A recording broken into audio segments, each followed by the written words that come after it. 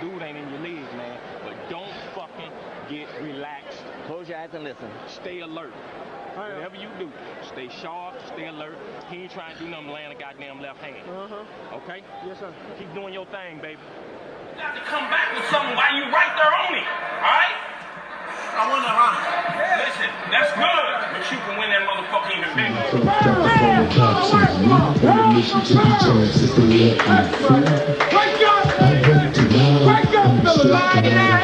No one can stop me. Lynx is a conqueror. No, I'm Alexander. He's no Alexander. I'm the best ever. There's never been anybody as ruthless. I'm Sonny Liston. I'm Jack Dempsey. There's no one like me. I'm from Nairclaw. There's no one that can match me. My style is impeccable.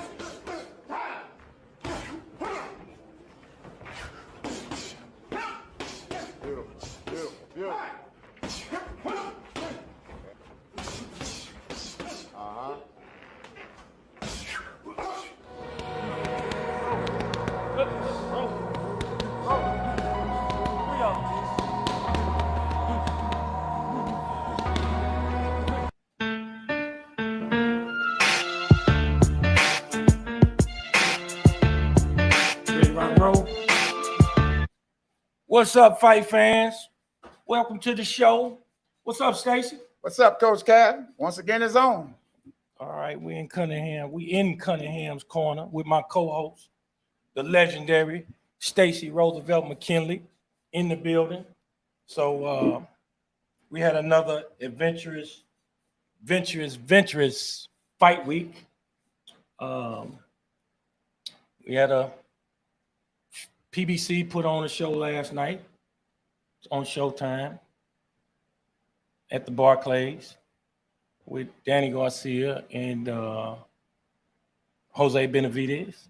And it was interesting to say, to put it mildly. You know, Danny Garcia moved up to 154. You know, he announced he was coming up to 54 to take over the division. He said most of the guys at 54, he's better than most of the guys. He'll beat most of the top guys at 54. Is the statement he made when he announced he was coming up to 54. But I find it odd that you know, he chose a guy that was pretty much blown up welterweight in his first fight at 54 with a bad leg. He won that fight, which he should have. But now he's calling out another welterweight in Keith Thurman. So I'm trying to figure out what was the purpose of even coming up to 54 if you're not going to fight the top guys in that division. What you think about that, Stacey? Well, I don't know. Maybe he went up to 154 and maybe he felt that this weight may be a little bit too much weight for him. Might be too strong at 154. So now he's trying to backtrack and go back to Keith Thurman, a guy who he's already previously lost to. So I don't know what the strategy is, but why go up and then go back? You know, why don't you go there and stay and go forward if you think you can beat all the guys in that division, in that weight class? So, but it seemed like he want to go back. So I don't know what his thought process is on that. You know. Yeah, I thought that was, you know, pretty odd. You know, after the fight was over, and he called out Keith Thurman. You know, last time I checked, Keith Thurman was fighting at welterweight, and it's fighting. You know, he already lost to Keith Thurman, so Keith Thurman is still fighting at welterweight, trying to get a Earl Spence fight. So, I mean, you know, when you move up to another division, you go up to that division to conquer the. I thought you go up there to conquer the guys that's in that division. I mean, am I off somewhere or something? No, you're not. Am I missing something? No, you're not missing anything. I mean, that's what we thought when he announced that he's going up to 154. He said maybe he think he can conquer that division. So, but now he's talking about fighting Keith Thurman. I don't know what his thought process is. Maybe the weight class, like I say, may be too strong for him. I don't know, but the only time to tell. We see which way it's going to go, you know? Yeah. I mean, the fight was interesting. You know, it was one judge had it a draw. The other two guys had it for Danny. I thought Danny clearly won the fight. So I just, I'm just kind of clueless on the move, Yeah, I thought he won the fight, but they had a majority decision. But I thought he actually won the fight. I mean, he didn't just walk away with it, but it was a decent fight. His first fight back after losing to Earl Spence. So, he got back in the ring, and then I got the feeling again, and I guess he's trying to pull some political move. I don't know, in the 154, maybe run up to 160. I don't know. I don't know what the thought process is with this guy. Yeah. It's interesting, though. It's real interesting. On another note, I wanna give my condolences to the Bill Russell family. Rest in peace to the great Bill Russell, who passed away today. It's a great man. Great man. Yeah, he's a great man. He's a great athlete. He's a great humanitarian. The man is just phenomenal. Everybody's hurt and everybody's sad, but he did so much for his people. He did so much for the sports. And my daughter lived in Boston. And there's a lot of things that went on back in the day when he was playing ball, and he changed the name of the game. So it's sad, but in the end, we all understood what he stood for. Yeah. I mean, he was one of those guys that stood there with Ali when Ali decided that he wasn't going to the draft. One of the first people to support Ali was Bill Russell. That's right. He marched on Washington. He did it all. He got a great respect from everybody. Great man. Yeah. And he's, I think he's, what he win? 11 world? He win 11 NBA titles with the Celtics. 11 titles. Yeah, won 11 so titles. He's got the most rings. He's got more rings than anybody in the NBA. Yes, sir. So, yep. So hell of an athlete, hell of a man. He's one of those guys that stood for something. Yeah, stand-up guy. Real stand-up guy. And on another note, we just some breaking news as of yesterday. The Jake Paul and Rockman fight is canceled. What you think about that, man? I heard that, and I made a phone call to Las Vegas to see if this thing was really happening, and they confirmed to me that, hey, he actually pulled out. The fight is off. And we heard Jake Paul talking about why the fight was canceled. I don't understand it. You get an opportunity like that to fight a guy like Jake Paul, and whatever the reason is, that shouldn't be a reason. You should make whatever. If it's a weight problem, you should make that weight. You're an athlete. You should get in and make that weight, especially for that type of payday, which you're not going to get any place else. So it's kind of sad. It's kind of sad, but lately in boxing, it's kind of realistic. These guys really don't want it bad enough. So from what I understand is the fight was contracted at 200 pounds. Originally, yeah. So, and then what Jake Paul is saying that Rockman Jr. couldn't make the 200, so they made the fight at 205. And then is it that Rockman decided he couldn't make the 205? Is that it? Well, he said he couldn't make 205, so he said we'll fight at 215. I mean, you keep jumping up, and Jake Paul is a 195 pounder, so you keep jumping up in weight, then it tells me that you really don't want it. I mean, for the type of money and type of payday that he was getting, he's not going to get any place else. So if I don't understand it. I mean, I don't understand. Whatever sacrificing you need to make in this business, then you need to make it, especially you just come off being knocked out yourself and get an opportunity like that on a big window. You should take advantage of it. I'd have got that weight off some kind of way. You'd have got that weight off? Yes, sir. The type of money he was getting, I had to get that weight off. I know where I'm from. I know what I need. I got bills to pay and inflation. Inflation is high. Gas is high. Food is high. Everything is high. I'm almost thinking about going back. I was born in Jackson, Mississippi. I'm thinking about going back, getting me a mule. This doggone gas is so high. And you mess around and miss a big fight like that. I mean, it's a sad situation. It's just a sad situation. Yeah. 9 times out of 10, He may not get another opportunity like that, huh? He's not going to get another. Come on, man. You only got so many chances and so many opportunities in this world, and you got to take advantage of them, especially coming off a knockout yourself. Jesus Christ. I mean, come on now. It's a miracle. You know, you got a blessing fell from the sky. You got to take advantage of it. It's a blessing. It ain't coming around no more. That's it. Yeah. Yeah. Well, I mean, there's two sides to every story. So I think Rockman Jr. Made a statement on his behalf and stated that he was willing to there was a fine in the contract if he didn't make the weight. So he was willing to take the fine and still move on with the fight. But I guess the Jake Paul's team said, if you don't make the weight, ain't no fight.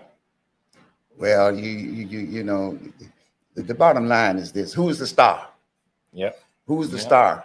Yep. See, you got to understand, you're not the star. He don't call the shots in that situation. You don't call the shots in that situation. The star, the man who's giving you the money, the man who's making the money, the man that the networks want is Jake Paul.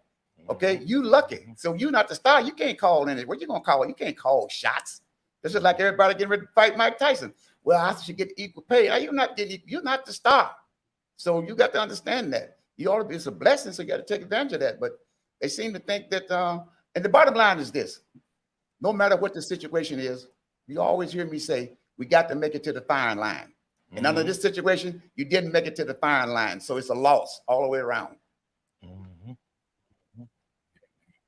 Yeah, and like you said earlier, I mean, a guy like that doesn't have a powerful manager or a powerful promoter behind him. Paydays like that are far and few and in between, and you can't let opportunities like that slip through your fingers. You know, absolutely. And you make up all the excuses you want to. My weight and I'll pay the fines, and you paying the fines with the money that the man is giving you. Yeah.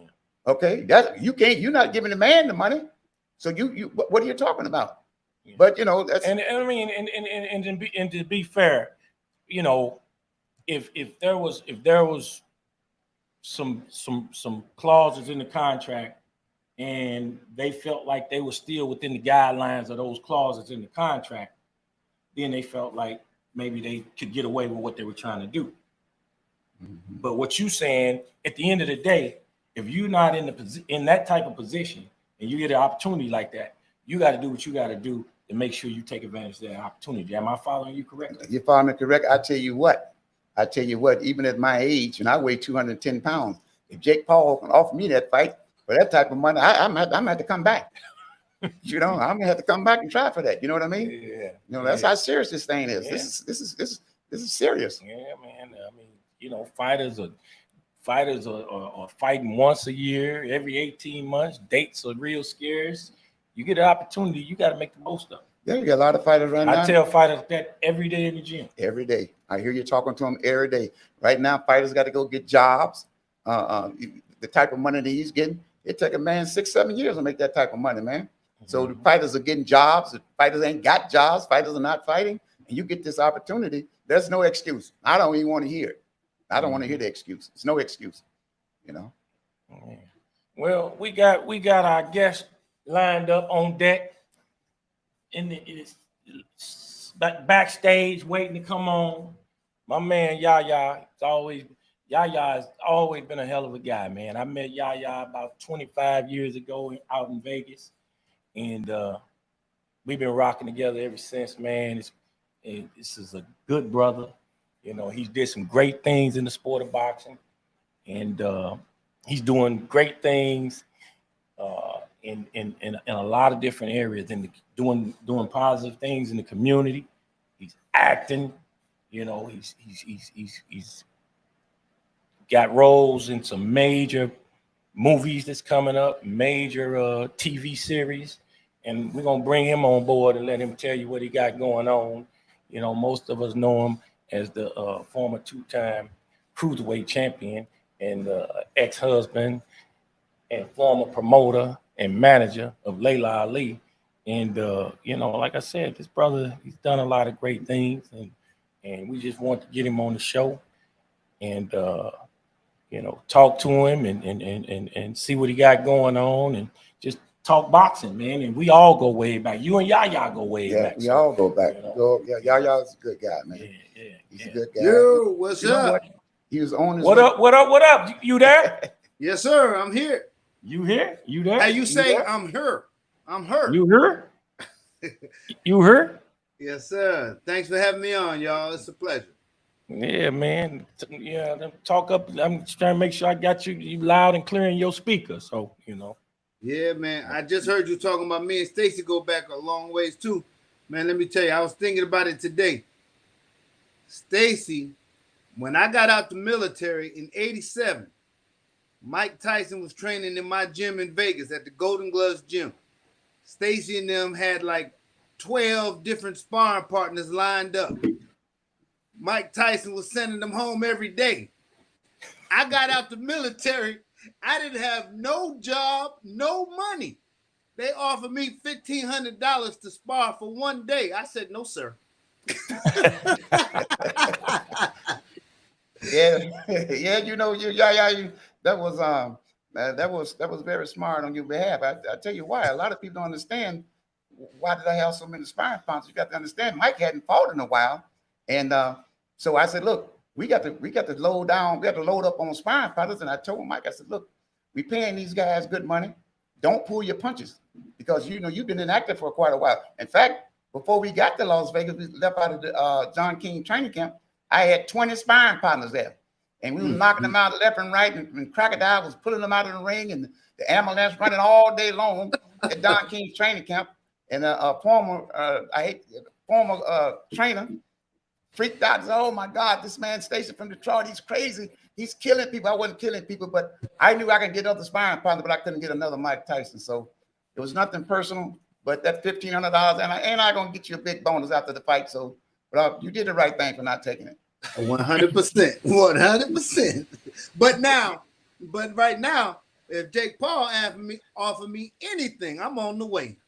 That's right. I know that's right. And I weigh 199 right now, Jake Paul. Uh-oh. Hey, Jake Paul, you hear that? We got you an opponent, man. We can save the show. We got you one with a name, with a high profile, got with a name and that weight and ready to go. And a promoter by trade. So he definitely can help you put asses in the seats. Hey, absolutely. We better make that phone call. Can I get 10%? Hey, you make that call, you make it happen. You already know what's happening with it. All right, then. Okay. No, but seriously though, try to make that call, brother. Hey man, I ain't fought in 11 years, but I'm on the way. Yeah, I think that fight is 10 days away. I think. No, it's too soon. Yeah. Nah, that ain't too soon. I'm dead. So yeah, man, what's going on, man? I just want to bring you on, man, and really talk about some of the things that you got going on, and just let the boxing world know exactly what you got going on, what some of your accomplishments in the sport of boxing and things of that nature. Well, man, I've been in boxing all my life, man. Since I was 10 years old. God willing, I'll be 55 on September 15th. So that's 45 years I've been dedicated to boxing. And I was blessed. But during my career, I was always the B-side. But I knew I could fight, so I didn't care. I just got ready and stayed ready for everybody. I upset Angelo Dundee. I upset Emmanuel Stewart. I mean, all the legendary fighters, I upset them and whooped them fighters, went to 2 different countries and won world titles, especially after the first one off of a 2-year layoff, so I did my thing in boxing, of course, and I love boxing. And then I became the trainer, manager, and promoter for the Hall of Fame boxer Layla Ali. And then I brought other people on and started promoting. So I've been around the game a little bit. I know a little something right. 2 or 3 about it. Right. So what you got going on now? What you got? Well, right now I'm still, of course, I love boxing. So I'm a ring announcer. I do commentating, and that's what I'm doing with boxing. But acting is my second love, and so I've been acting for a long time, and I had to stop at some point because I got so busy involved with the other career, with promoting and all that. So I had to put the acting to the side because I booked one gig and had to pull out, and I didn't want to damage my name. But I've been blessed, man, especially like this last year. This last year has really, it took me through some trials and tribulations because, December 27th, I buried my brother. January 2nd, I buried my mother. Yeah, I heard about that. And my condolences to you and the entire family, bro. Yes, sir, man. I appreciate it. But, God tests us. He tests the one he loves. And, I've been staying true to my religion of Islam, and, knowing that things going to get better. And, man, January, I guess it was around the 10th or something like that, I had an audition for the movie Creed, and I wasn't in no mood to do no audition. But then I thought about, man, my mom took me to the gym when I was 10. Took me to see Rocky. Been to all my fights. My brother been to all my fights. I got to do this audition. And then I booked it. And, I booked Creed 3. And, man, been on that. I was on that shoot for like 2 months. We shot in L.A. We shot in Atlanta. And Michael B. Jordan is a hell of a guy. He's the director and the star.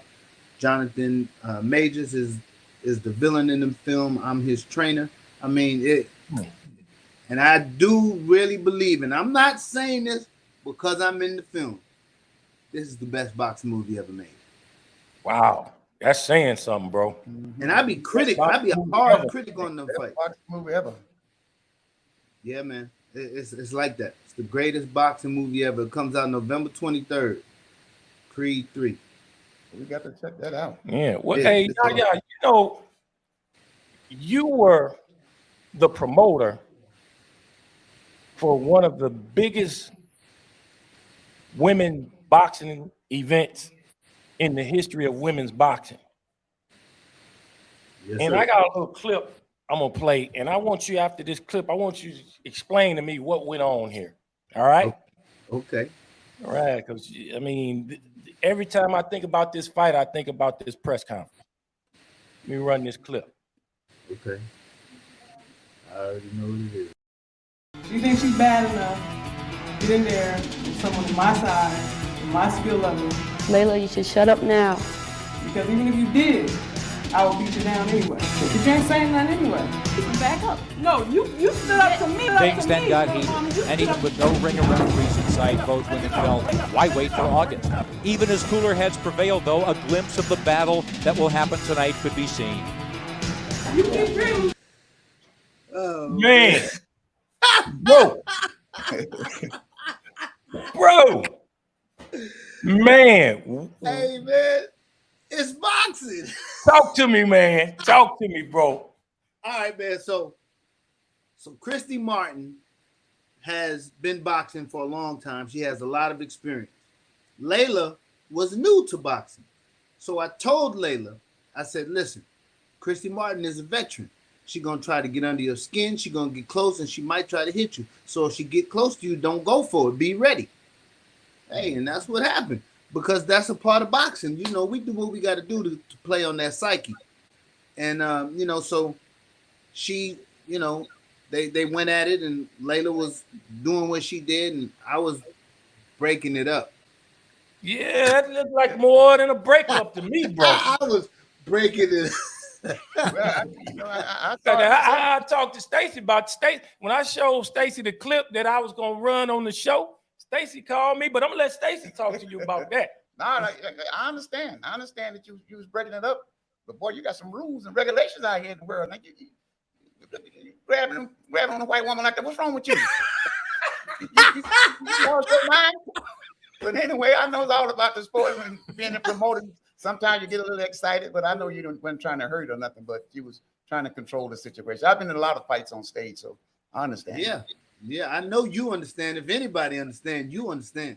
Yeah, man. Yeah, I remember was, that like it was yesterday. That press conference, that sold some tickets.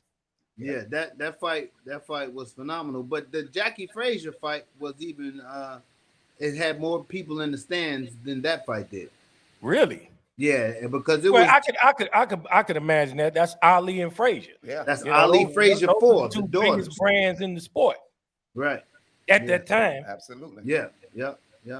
Until the other day, that was the highest grossing female fight until Katie Taylor and Amanda Serrano broke that thing just recently at the Garden. I had a fighter on that. Yeah. I was there.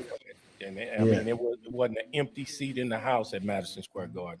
You know, I will say this, and I'm honest. I'm being honest about it too. You did a hell of a job as a promoter. I mean, you was attracting people in there. People knew about your fights. You did television. You did a hell of a job. Looked like you was on your way to become the next Don King, man. But I'm letting you know, I really appreciate all the fights I went to, and you was doing a hell of a promotional job. Maybe might get back in it. You know, still a young man. Yaya had absolute boxing popping back then. Sure, absolutely. Yes, sir. Yes, sir. Yes, sir. Yeah, man. That was a good time. It was a good run. It was a good time. But man, I have to dedicate myself to acting. This is my love, and this is where I am right now. So I have to dedicate myself to it. I mean, you know, just like I dedicated to boxing, I got to dedicate to acting, and that's what I've been doing. I just finished shooting the movie, the TV show, BMF. I'm in that, the Black Mafia Family. I'm in that. So I have a national series. Yes, sir. The second season. Oh yeah, that's one of the hottest television series on TV right now.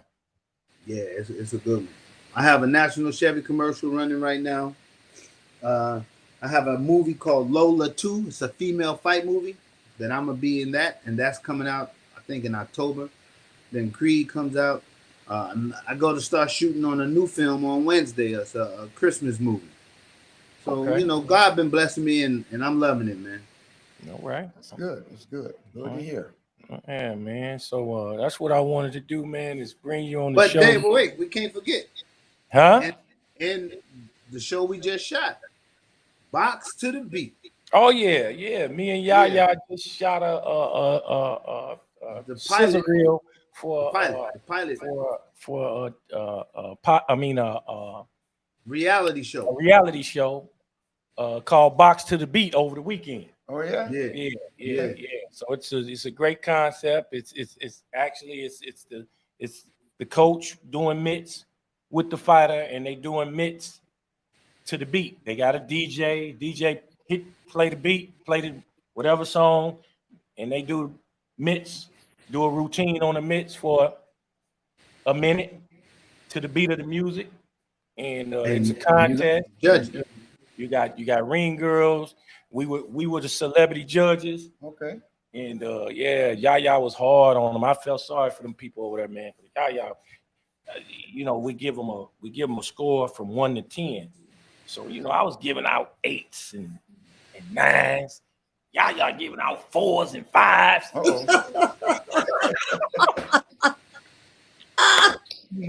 Hey man, because look, I'm a boxing purist. Now, as long as I've been in boxing, I can't be giving them no 10 and people come out and see that show, be like, yo, man, what's up with you? Yep. I call myself trying to go over there and be a little generous, but Yaya was right on point. Mm-hmm. This ain't, they not doing it up to snuff and up to our standards, and you're not really holding them up to the traditional boxing lifer standards, but you're trying to sell this and put this out there as a TV reality show. So they got it. It's a great concept. They got to work in progress. They got to tighten up, and they got to get a little more talented and with their routines in terms of doing the mitts. And it was a lot of misfires But I'll say this much, and both of you two, you guys both have trained several world champions. And you know that they haven't all been champions, the fighters that you've worked with. That's right. So you've had to shift through it. And it's all a process. And that's all we're doing. It's a process. It's a process. So, yeah, it's a process. Hard work. But I love boxing, so anything boxing, I'm with it. I really love ring announcing, and just so I can let everyone know, so in case anyone uses it, I'm suing you, because it was my motto first, and that is, ladies and gentlemen, it's time to stop the chitter chatter and get ready for what matters. It's fight time. Oh shit! Yeah. Oh shit! We got us a new arena, and the game need a brother. Yeah. The game needs a brother. Stacey, as an announcer now. Yeah, I've been to a lot of your shows. A lot of shows we had in Atlanta, and you was announcing, did a fantastic job. I was there right there to see you live and live in color. You're doing a great job. Sir. Yes, sir. Appreciate it. So what y'all got cooking down there, man? Well, me and Stacy teamed up. We trained. We running the camp out of Stacy's great legendary facility down here in South Florida in Pompano Beach, and so we just training young champions and trying to help these guys go to a world-class level, and we just doing our thing. We got the podcast up and going. So let me ask you this. Because whenever it's like two guys or two anything working on like something together where it's some judgment involved, there's normally a good guy, bad guy role. But ain't neither one of y'all playing the good guy.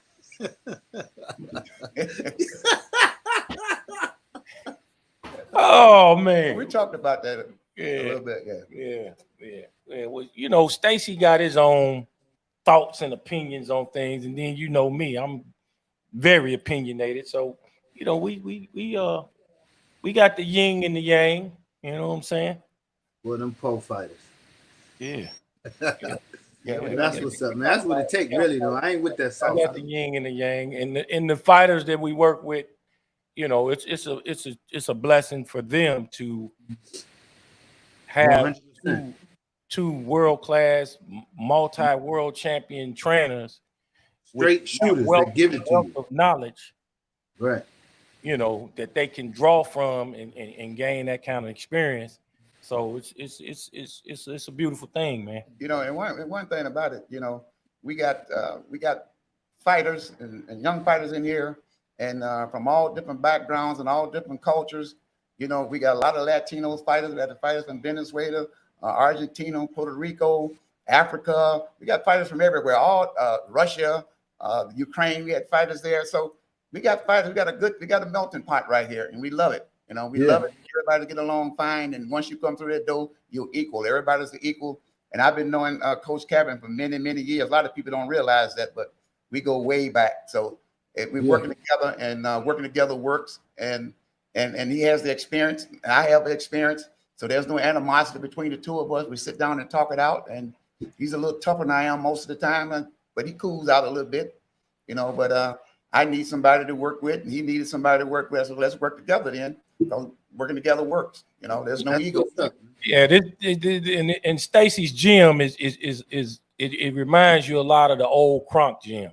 If you ever come down here, you'll see what I'm talking about. It's a hot box, and it's boxing memorabilia everywhere with all the legendary greats, and it's strictly focused on world-class elite fighters and helping them develop and be all they can be. So that's what the focus is, and that's what we all about, man. Helping these young men be all that they can be. Yeah, I can ask you a question. Yes, sir. Name your 3 top fighters in the world today. Who you think the top elite fighters? Give me 3 of them. My top 3 today. I have to say Devin Haney is about the 3rd. My 2nd is Tank. And my first ain't a world champion yet. Who is he? I think Boots Ennis is. I think Boots is going to really be that guy. So what was your question? What was your question? Name the 3 top elite fighters he think today. And hey, he said his number 1 is Devin Haney. He said his number 1 is Boots Ennis. Boots Ennis? Number 3 is Devin Haney. Oh, number 3. Number 2 is Tank. My bad. Number 1 is Boots Ennis. But they're in there. Those 3, okay. But Boots is a bad boy, man. And he's got it all. Yeah. I mean, he's got it. He's the total package. Yeah. Yeah, Boots, bad boy. Yeah. What about yours? Mine? No. I'm right there with you. We talked about that a week ago. I'm right there. That's your exact 3? Yeah. Those are my 3 young guys right there. I'm right there with you. So, you know. Yeah. I would right now, I would have to put Earl and Terrence in there somewhere. Oh, yeah. I forgot. Yeah. Earl and Terrence got to be 1 and 2. Okay, my bad. You're right. I totally forgot about them too. Yeah. I forgot about them too because they won't go ahead and make the fight. If they go ahead and make the fight, I remember them. Ain't that something? You got to make Ain't the that fight. something? Yeah. I mean, man, what are we doing? What are we doing? What are we doing right now in our sport, man? Man, I tell you this much, man. If I had the platform that they have today, boy, the whole world would have known about Yahya McClain. Yeah, but I'm just saying, in terms of getting these fights made, man. I mean, that's what I'm saying. Like the only way this sport survives is the to best gotta fight the best. Make the best fights that's possible of being made. That's the only way the sport survives. That's the only way that's going to garner the attention of more than just hardcore boxing fans. And this is what I hate to say. Boxing fans ain't gonna get it done. That ain't enough to sustain and support the entire sport. It's not going to have enough revenue banking on just hardcore boxing fans. You need to cross over and bring in the casuals fans. Listen, the MMA. If you look at MMA, they can lose a fight, but still draw a crowd, and still be a big name and get another fight right away.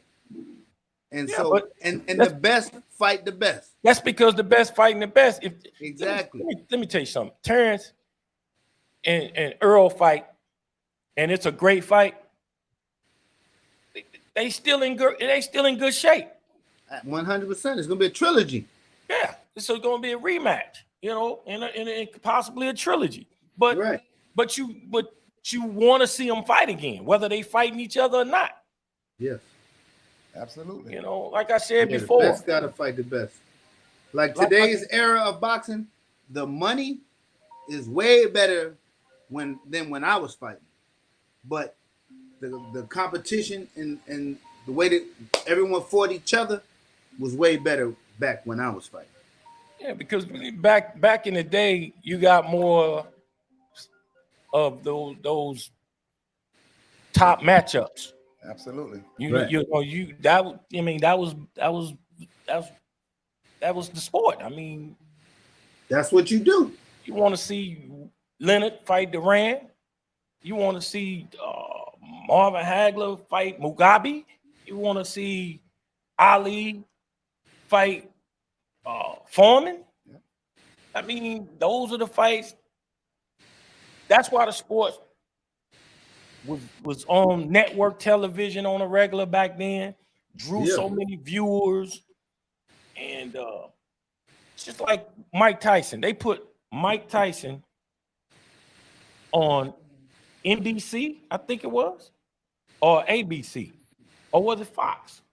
On a Friday night, he fought Buster Mathis, and they drew like 49 million viewers. Yeah. Yeah. 49 million views. Yes, it's Buster Mathis Jr. But Mike Tyson is a little different though. That's a little different with Mike Tyson. These fights ain't drawing 1 million views. Well, because you're not the interest. We gotta drum up the interest, man. We gotta do a better job of marketing the sport and these fighters. Got to. One of the problems is even Bob Arum, Top Rank, Don King, all those guys had their indifferences, okay? But when it come down to making the big fight, they all came together. So Right now, the promoters got to get together and say, look, let's go ahead on and make these fights. But right now, the promoters are the one fighting. Those are the one holding the fights up. Yep. So they got to get together. You know, that's all there is to it. The promoters got to come together and say, let's do this. Other than that, we're just talking and wasting our breath. So, well, let me ask you a question. What did y'all think about the judge that called the fight a draw last night? Well, you know, there was one judge that called.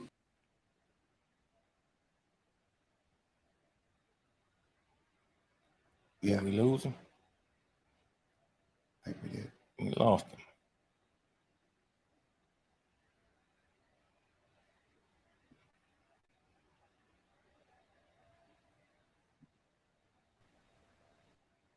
Look like we lost Yaya. Yeah. But you know, Yaya. We keep it moving. You know what I'm saying? Yeah. It's very nice hearing from Yaya. Yaya. Man, I hadn't seen him in a minute, and doing good things for himself. He seemed to be happy. Yeah, we got booked for that event last night, and we got together and chopped it up a little bit, and I told him I wanted to get him on the show, and the rest is history, man. I was glad we were able to bring him through. You know, I know he's a busy man. He got a lot going on. But yeah, man, so, you know, it's another week on the show. We're constantly building. We only going to get better. Every time. We got a lot of things in the fire. We got a lot of irons in the fire. We're going to be announcing some things we got coming up that we're working on. And all I can say is stay tuned, because me and Stacy, we got some things in the works, and you're gonna know about it and hear about it. We got fights coming up, and don't be surprised you don't see us on the promotional side a little bit. So we don't tell you too much. Don't let the cats out the bag. I ain't gonna tell them too much. Yeah, but anyway, we appreciate you. But we non-stop working, grinding, and we put our life into this sport. This is what we do 24/7. We all in with both feet. This ain't nothing. This ain't something we do on a part-time basis. We live this. Yeah, we live. It's a lifestyle. We live boxing. Yes, sir. It's our lifestyle. So you know, we put our all. We put 110% into any fighter we work with, and you know, so this is what we do. And you know, the podcast is just another aspect of what we're doing, and that's what we're bringing to you. And this was another week, and it was great having Yaya in here. And you got anything else? I don't have anything. We covered pretty much everything, man. It's great. We're gonna take it on up out of here then, man. Let's go, champ. Another week down, baby. Let's go. Put us in Gunsmoke.